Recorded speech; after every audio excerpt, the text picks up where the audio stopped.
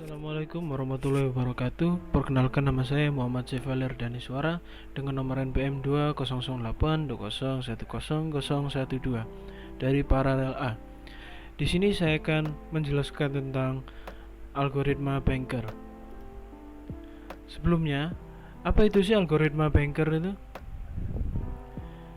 Algoritma ini disebut algoritma banker karena memodelkan bankir di kota kecil yang berurusan dengan sekumpulan nasabah yang memohon kredit.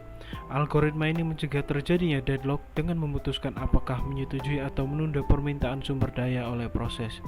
Ketika sebuah proses meminta sumber daya, maka permintaan tersebut harus diperiksa oleh bankir. Untuk memudahkan pemahaman algoritma ini, dapat dianalogikan menjadi 3 karakter, yaitu nasabah, uang, dan bankir. Setiap nasabah memiliki batas kredit, dan apabila seorang nasabah telah mencapai batas kredit pinjaman maksimum, maka diasumsikan nasabah tersebut telah menyelesaikan semua permasalahan. Tetapi ada kalanya seorang nasabah dapat menyelesaikan semua permasalahan sebelum mencapai batasnya.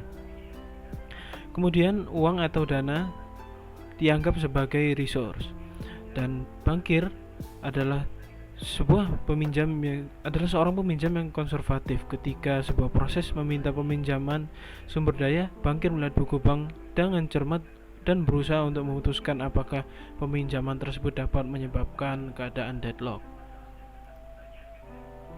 Masuk ke cara kerja dari algoritma banker. Seperti yang dijelaskan sebelumnya, setiap nasabah memiliki batas kreditnya, dan ada kalanya nasabah dapat menyelesaikan semua masalah sebelum mencapai batas kreditnya.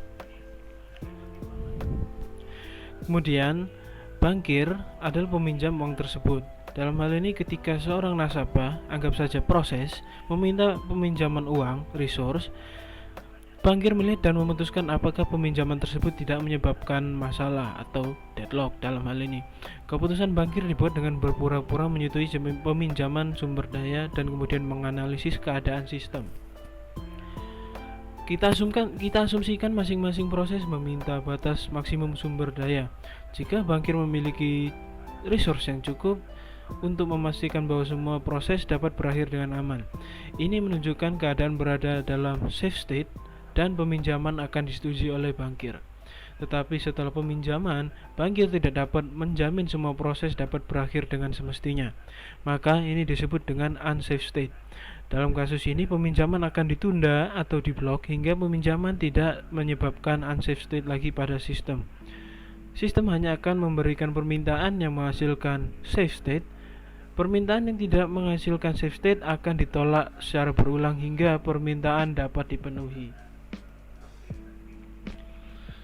Masuk ke keunggulan dan kelemahan dari algoritma banker. Dimulai dari keunggulannya dulu. Yang pertama, algoritma ini berisi berbagai sumber daya yang memenuhi persyaratan dari setiap proses. Kedua, setiap proses harus memberikan informasi ke sistem operasi untuk permintaan resource yang akan datang. Yang ketiga, algoritma ini membantu sistem operasi untuk mengelola dan mengontrol permintaan proses untuk setiap jenis sumber daya dalam sistem komputer. Dan yang keempat, algoritma ini memiliki atribut sumber daya max yang menunjukkan bahwa setiap proses dapat menampung jumlah maksimum sumber daya dalam suatu sistem.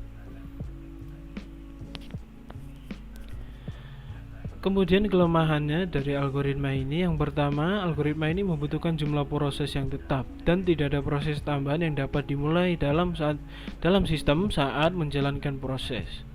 Algoritma ini tidak lagi memungkinkan proses untuk bertukar kebutuhan maksimumnya saat memproses tugasnya.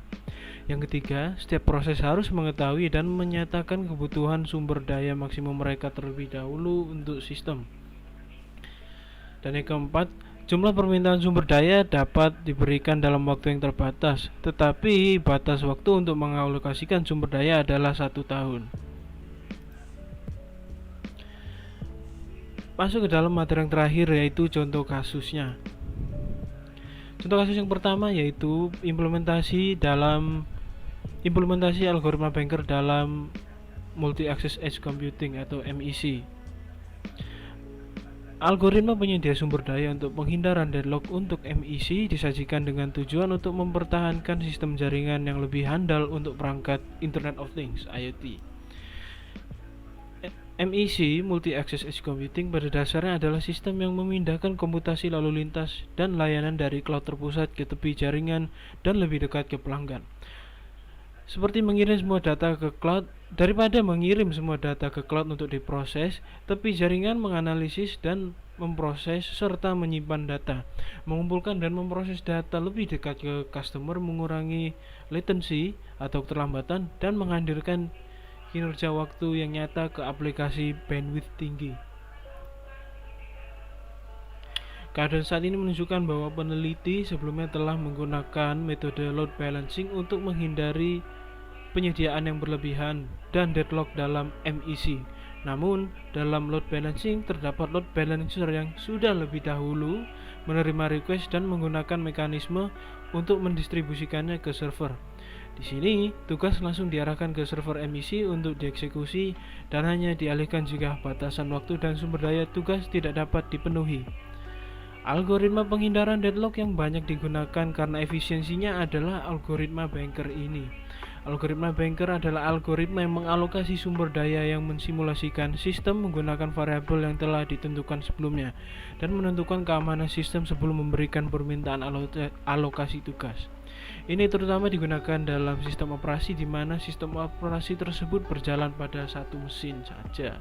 Contoh kasus selanjutnya yaitu implementasi algoritma Banker dalam Flexible Manufacturing System atau FMS. FMS atau Flexible Manufacturing System adalah metode produksi yang dirancang untuk dengan mudah beradaptasi dengan perubahan jenis dan jumlah produk yang diproduksi. Mesin dan sistem komputerisasi dapat dikonfigurasi untuk memproduksi berbagai suku cadang dan menangani perubahan tingkat produksi.